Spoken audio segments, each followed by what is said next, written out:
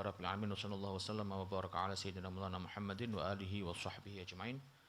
Qala al-Habib Ahmad bin Zain al-Habsyi rahimahullah ta'ala fi kitab Risalah Jami'ah ma'a syarhi li Syekhna Al-Bantani rahimahullah, nafa'anallahu bihima wa bi'ulumihima wa barakatihima fid darin amin. Ila an qala radhiyallahu anhu wa yushtaratu li sihhatis shalah. Tentang salat jamiah, kita di pertemuan sebelumnya sudah membahas tentang wudu dan ghusl dan mandi. Di mana wudu adalah untuk mengangkat hadas asghar, kecil, sementara mandi untuk hadas akbar atau hadas besar.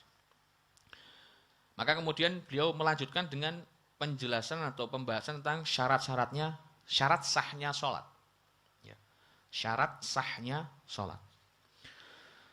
Para ulama menyebut kenapa kok sebelum setiap pembahasan bab ibadah kok selalu diawali dengan toharoh. Nah, tentang risalah jamiah ini cuma dibahas soal wudhu kali ghusl mandi.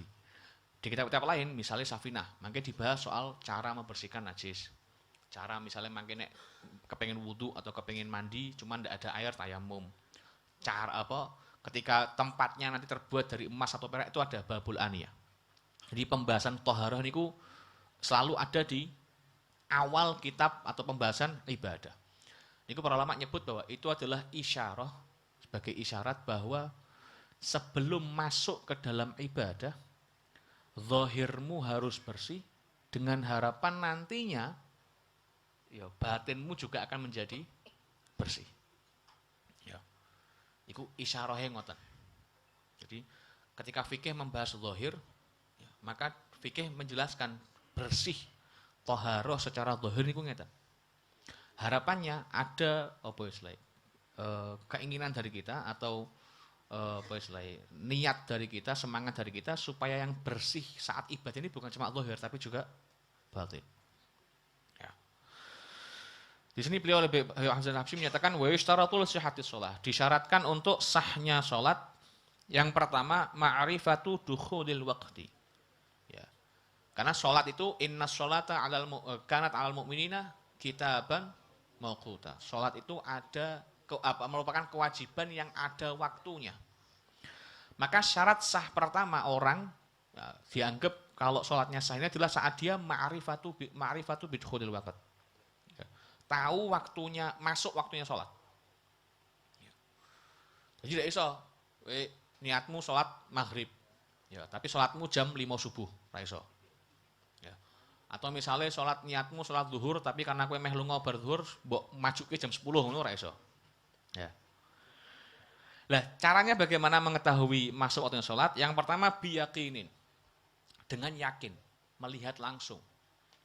Berarti nek zuhur itu berarti pas atau zawal, ketika matahari sudah melenceng sedikit ke arah barat. Ya. Atau ketika asar berarti ketika bayangan sudah lebih sedikit dari ukuran tubuh. Nek maghrib iki iya ding. Kudu jelas kayak iki. Ya. Mawaqitus shalah, ya waktu salat. Iki anggap iki ufuk, apa? Tanah lapang ya, tanah lapang. Ya. Subuh niku adalah ketika sinarnya matahari, ya, anggap iki sing cilik iki matahari ya. Anggap sing cilik iki matahari. Iki sing bunder iki sinare, ya. Jadi niki tanah datar, ketika sinar ini muncul di arah timur, ya, maka itu berarti sudah masuk fajar. Waktu sholat subuh. Ya. Lah waktu sholat subuh niki dari mulai munculnya sinar niki sampai matahari terbit. Jadi nek sing sholat jam 7, iku berarti mepe kunut berarti ya toh. Kunutnya dipeme ben garing gitu ya kuwi. Ya. Jadi niki anggapnya sinare, ya. Terus niki matahari nih. Jadi ketika niki muncul, maka itu adalah waktu sholat subuh. Ketika mataharinya muncul, berarti waktu sholat subuhnya sudah habis. Ya. Berarti nek sing sholat jam itu niatnya aja adaan lillahi ta'ala, qadhaan lillahi ta'ala.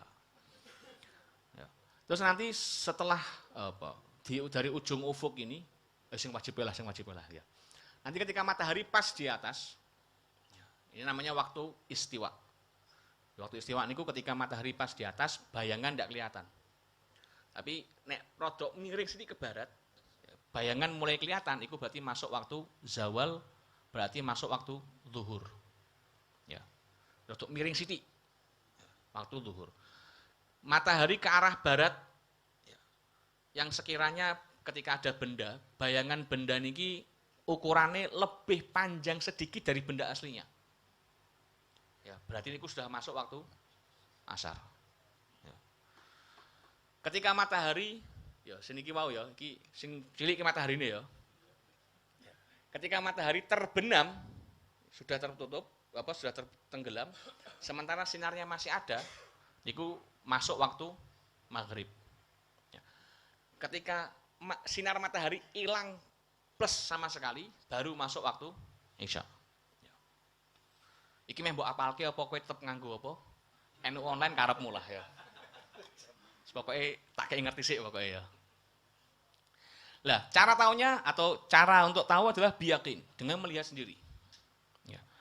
Au ijtihadin au ghalabati dzan. Ini seharusnya atau sebenarnya ijtihad niku usahanya hasilnya adalah ghalabatul dzan. Ya. Jadi di beberapa teks risalah jamiah aunya hilang ini. Jadi ada beberapa teks risalah jamiah menyebutkan biyaqinin au bijtihadi ghalabati dzan. Ya.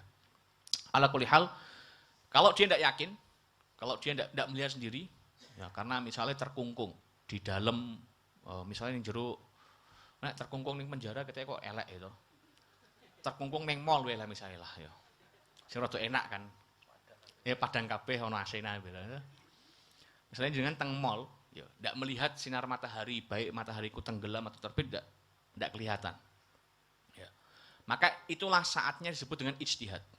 Ya, ijtihad itu pripun? Ijtihad itu adalah mencari pertanda-pertanda yang memang umumnya itu adalah pertanda masuk waktu tertentu. Misalnya ngeten. Subuh niku biasane ana swara ayam. Ayam apa? Berkokok. Ya. Maka ijtihad ya, mencari atau berusaha mendengarkan ayam berkokok adalah bentuk ijtihad kita. Bentuk ijtihad untuk mencari waktu sholat. Kalau tidak seperti itu, maka ya kita menunggu kabar atau berita dari orang yang kita percaya. Orang kita percaya, dia ngomong, iki masuk waktu sholat zuhur atau sholat asar. Ya, kita yakin bahwa iki orang mungkin ngapusi, ya atau thiqah atau tahu, ya apa tentang ilmu waktu sholat. Terus kita belajar kita sholat berdasarkan berita dari orang ini tidak ada masalah. Tapi nek sing ngomong koncomu sing tukang goroh.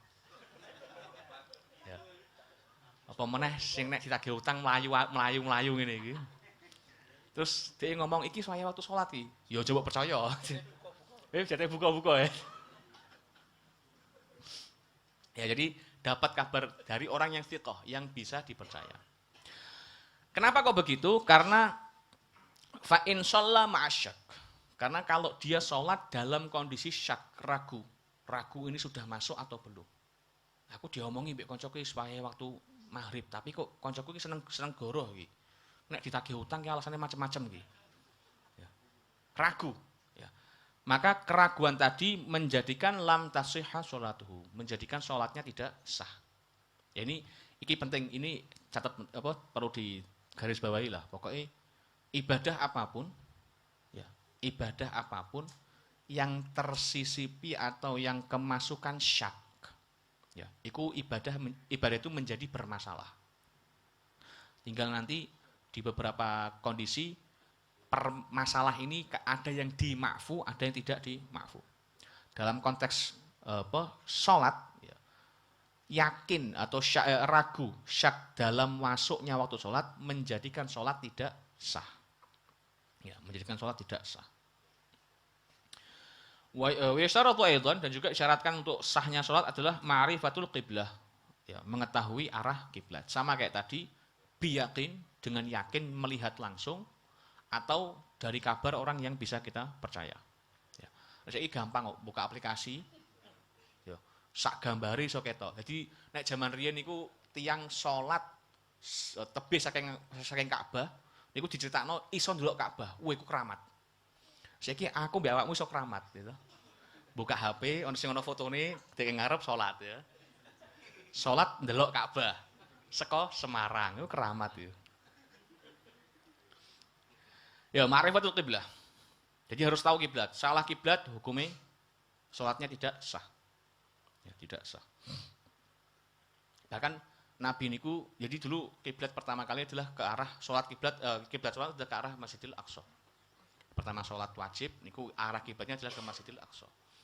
Yang kemudian di tahun kedua Hijriah, bulan Sya'ban, ya, bersamaan dengan wajibnya bulan Ramadan, niku Allah Ta'ala menurunkan menurunkan ayat yang menegaskan pindahnya kiblat dari Masjidil Aqsa ke Masjid Haram, ke Ka'bah.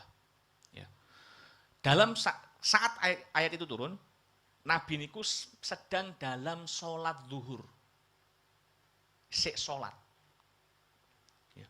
Nabi niku masih sholat. Ayat itu turun, firman perintah Allah niku turun, langsung Nabi balik badan karena niku 180 derajat. Ya. Dari Madinah, ya niku satu nek Masjidil Aqsa iku misalnya ke merono, nek ning Ka'bah niku ke selatan. Ya. Maka Nabi yang awalnya menghadap ke utara langsung putar balik 180 derajat menghadap ke selatan. Ya. Sahabat yang awalnya di belakang kanjeng Nabi jadi hari yang buri hari pelan-pelan mereka juga pindah ke belakangnya Nabi. Ya. Yang kemudian tempat di mana perpindahan kiblat niku terjadi sekarang dikenal dengan Masjid Qiblatain. Ya. Mugi-mugi kita sedaya saged ziarah ke Masjid Qiblatain amin Allahumma. Tapi engko aja mbok praktekke ning kono. Sekok sholatmu madhepi utara sik, rong rakaat mbok balik ngono ora iso ya. Ya. Ma'rifatul qiblah. Ya.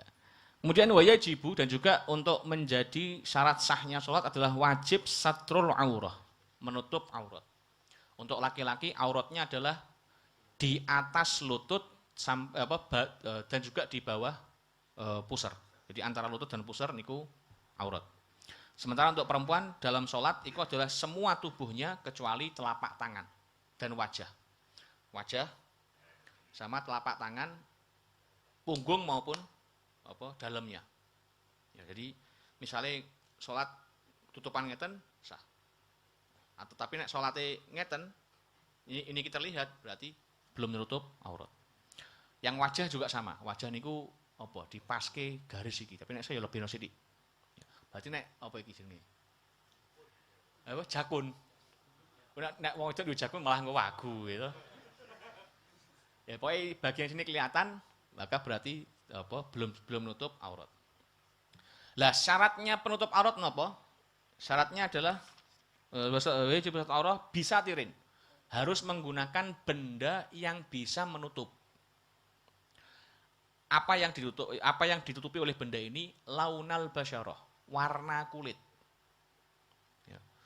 Jadi pokoknya baju atau benda ini ketika ditempelkan di tubuh, warna kulitnya tidak ketok. Jadi standarnya pokoknya warna kulit. Kalau warna kulitnya kelihatan saat ngobrol ngeten niki, ya fi majlis takhatub, maka baju tadi yang dipakai untuk menutup aurat tidak sah sebagai penutup aurat. Bisa tirin tahirin dan syaratnya yang menutup tadi harus juga barang suci, bukan barang najis. Ya, jadi ojo misalnya menggunakan penutup untuk menutupi aurat baju atau menutup aurat dari misalnya ya kulitnya babi misalnya ora iso. Ya, karena itu tidak suci. Nah, di sini diberi tambahan mubah. Ya, mubah ini sebagian para ulama yang mensyarahkan kitab Ushul Jamiah menyatakan bahwa syarat ini adalah syarat untuk diterimanya sholat. Ya, bukan sahnya sholat. Karena kalau sahnya sholat, pokoknya cukup dengan bisa tirin tohir selesai. Ya. Karena orang sholat dengan sarung colongan, sholatnya sah, tapi dosa. Ya, gosop. Jadi mubah ini disebutkan oleh Habib Ahmad Zainal-Habsyi dalam rangka kalau mau dapat pahala yang sempurna dalam sholat, maka satir atau penutup auratnya juga harus dari yang mubah. Ya, masuk diantaranya untuk laki-laki tidak boleh pakai sutra. Ya. Di sing sarungnya larang-larang sing ana sutrane, tolong ya hati-hati. Masuk aku kalah sarungku mbek DE. Wa yajibu raf'un najasati minats tsaubi wal badan wal makan. Kemudian juga wajib untuk sebagai syarat sahnya salat ya untuk mengangkat atau menghilangkan najis dari baju badan dan juga tempat. Tempat yang dimaksudnya adalah tempat yang terkena anggota tubuh kita.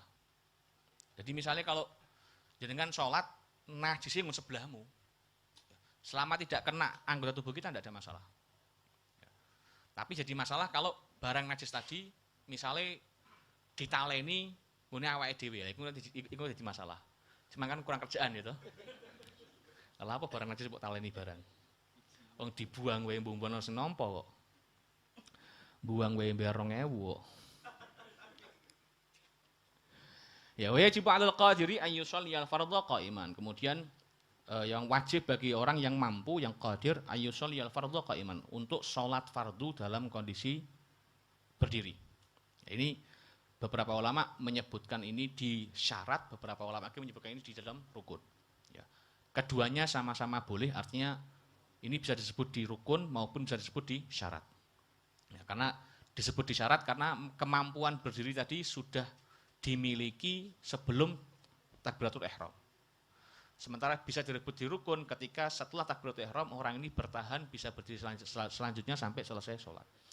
Nah, ini ada embel-embel yusholil fardhu. Harus sholat fardu dalam keadaan berdiri bagi yang mampu. Berarti bagi yang mampu kalau mau sholat sunnah boleh berdiri. Boleh duduk. Ya, boleh duduk. Tapi pahalane separuh. Ojo njaluk full to bos. Wong ragatmu separuh kok njaluk gaji full. Ya. Sebagian ulama nyebut kalau misalnya orang niku muttaji ya senderan ya dikurangi meneh pahalane. Nek sampai mustalqian senderan sing apa? Kayak wong ning rumah sakit tuh, ya. Iku dikurangi meneh. Lha ini mentuk pahala piro nek ngono kuwi ya. Ini bagi orang yang mampu ya untuk sholat sunnah, bagi yang mampu bisa dia duduk, bisa dia muttaji atau mustalqi. Tapi setiap dia turun dari kemampuan maksimalnya, pahalanya pun juga semakin berkurang. Tapi bagi yang tidak mampu, ya, orang-orang yang mungkin sudah sepuh atau misalnya encok atau ambeien atau apapun yang kalau dia tidak kuat berdiri, maka kondisi sholat fardu pun boleh dilakukan dalam keadaan duduk. Kalau duduk pun masih tidak bisa, ya karena ya kita duit kena encok, nek linggih kesuwen iku ya maka dia senderan menghadap ke kanan. Ya. Kalau ngadep kiri gimana? Boleh tapi makruh. Jadi yang kanan. Kalau nyender gini kok masih rak kuat, masih sakit, maka dia bisa untuk terlentang. Ya. Nah kalau terlentang, maka yang diperhatikan adalah kepala diangkat sedikit supaya kepalanya menghadap ke kiblat. Ya. Ini diantara syarat sahnya sholat yang tidak disebut di sini ada beberapa. Diantaranya adalah Islam, tamyiz, ya. Kemudian Allah ya'taqida fardhan min furudhiha sunnah. Jadi syarat sahnya adalah jangan sampai ada fardu tertentu diyakini sebagai sunnah.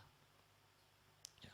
Jadi kalau Anda mau sholat Anda sah, maka yang fardu harus diyakini sebagai fardu. Kalau sampai ada yang rukunnya sholat, salah satu rukunnya sholat, kok dianggap sunnah, ya. Misalnya baca Fatihah dianggap sunnah, atau tumakninah dianggap sunnah, maka sholatnya tidak sah. Karena menganggap rukun sholat sebagai salah satu bentuk kesunahan. Kenapa kok ngoten? Karena umumnya atau besar kemungkinan hal yang tidak dianggap atau tidak diyakini sebagai rukun, maka kemungkinan besarnya ditinggal, tidak dilakoni. Orang nganggep baca Fatihah itu ora wajib, bukan rukun sholat. Biasanya atau besar kemungkinan nih pas sholat dia ora baca Fatihah. Berarti dia meninggalkan salah satu rukun. Maka dianggap sholatnya tidak sah. Beda kasus kalau dia pokoknya sholat itu sing wong umum sholat yang masjid itu aku yakin sebagian ki wajib, sebagian sunnah. Atau dia yakinnya kabeh ku wajib. Ya berarti sing takbiratul ihram tangan diangkat dianggap wajib. Ya, terus meletakkan tangan di atas dianggap wajib sebagai rukun misalnya. Atau baca surat Al-Fatihah dianggap wajib. Dia nganggap kabeh iku wajib. Salatnya pripun? Salatnya sah. Karena kalau dia menganggap semua gerakan salat wajib pasti dilakoni. Dan pasti dilakoni berarti salat DE tidak mungkin kekurangan rukun. Ya.